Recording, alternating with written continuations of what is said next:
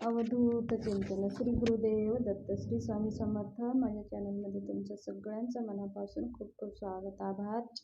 तुमच्या सगळ्या चांगल्या इच्छा पूर्ण करू अशा आपल्या गुरुचरणी वंदन करून आजच्या व्हिडिओला सुरू करूया. चला तर मग आज आपला विषय आहे शाकंभरी नवरात्री विषयी. आज आपण माहिती जाणून घेणार आहोत.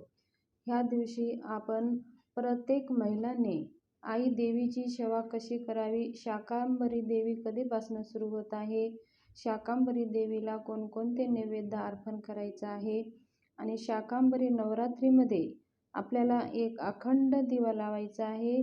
आणि ह्या सगळ्या केल्यावर बघा, आई भगवती म्हणजे आपली कुलदेवी मातेचं सेवा केल्याने आपल्या घरामध्ये त्यांचं कृपा आशीर्वाद राहते.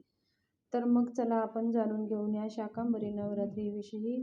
तुम्ही जर माझ्या चॅनलवरती नवीन आला असाल तर एकदा चॅनलला सबस्क्राईब करा, आणि जर आतापर्यंत तुम्ही सबस्क्राईब केलं नसाल तर एकदा सबस्क्राईब करायचा असतो, सबस्क्राईब करून घ्या आणि बेल आयकनचं बटन दाबून ऑलवर क्लिक करा, म्हणजे मी जे पुढची उद्या माहिती व्हिडिओ टाकणार आहे तर ते सगळ्यांच्या अगोदर तुमच्यापर्यंत पोहोचेल.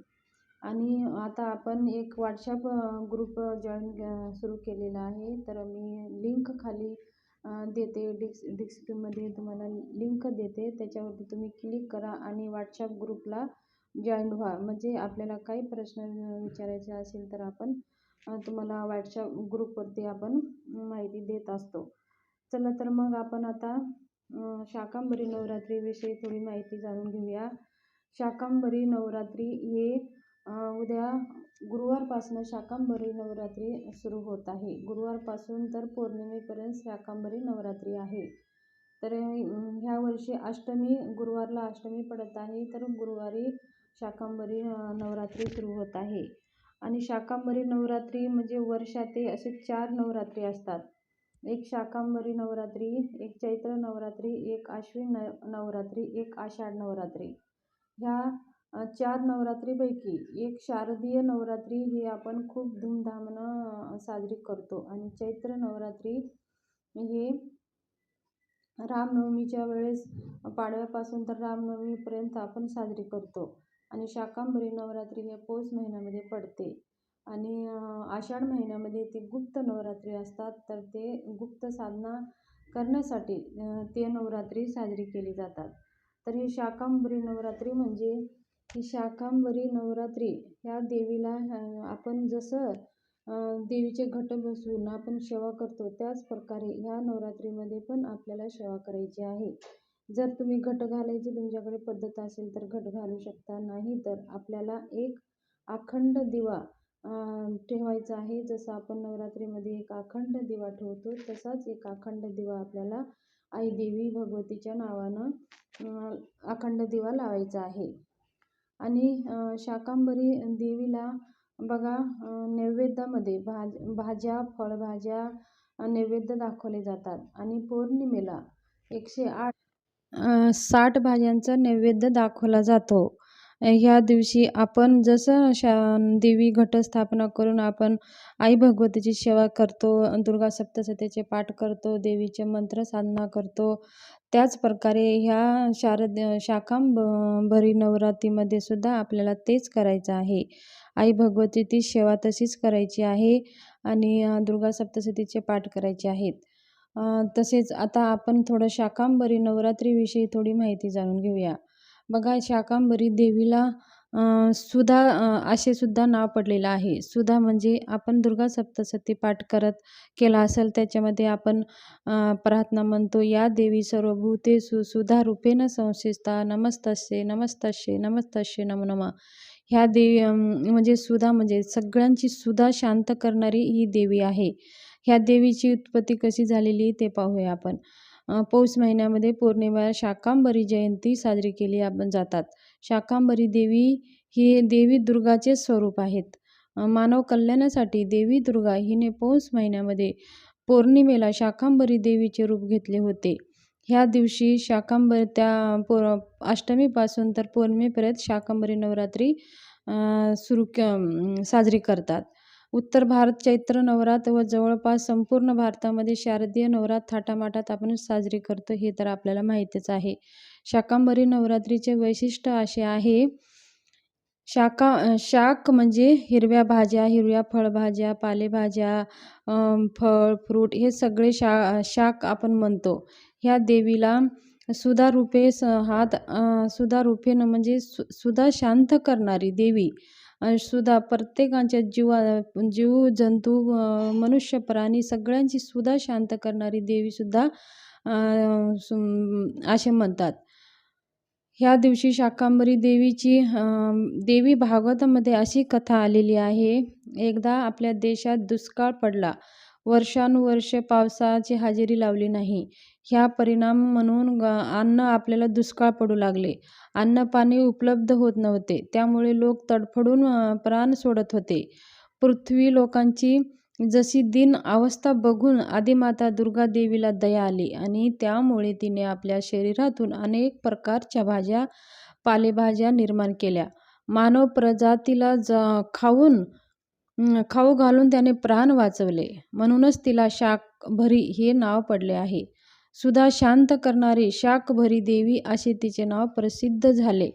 भारतातील वनपर्वामध्ये देवी केवळ पालेभाज्या खाऊन 1000 वर्षे तप केले होते. म्हणून तिला शाकंभरी हे सुद्धा नाव पडले आहे.